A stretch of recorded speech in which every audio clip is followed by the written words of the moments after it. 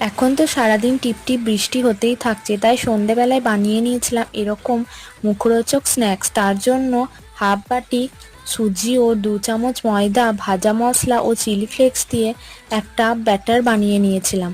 তারপর দিয়েছিলাম আদা ও কাঁচা লঙ্কা থেতো করা, তারপর একটা গোটা পেঁয়াজ কুচি করা, তারপর এখানে আমি দিয়েছিলাম কাঁচা আলু এভাবে গ্রেট করে নিয়েছিলাম।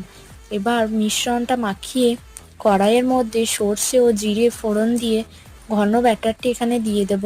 তারপর নাড়াচাড়া করে নেওয়ার পর যখন কড়াই থেকে উঠে আসবে তখন এটা একটা স্টিলের থালার ওপরে তেল বুলিয়ে এটা নামিয়ে নিতে হবে। এরপর যেমন খুশি সাহায্য প্রতিযোগিতার মতো সবাইকে এভাবে রূপ দিয়ে দিলেই হয়ে যাবে আমাদের বাঙালি স্টাইলে মেদবড়া। এরপর আমি এগুলো গরম তেলে দিয়ে ভালো করে মুচমুচে করে ভেজে নিয়েছিলাম।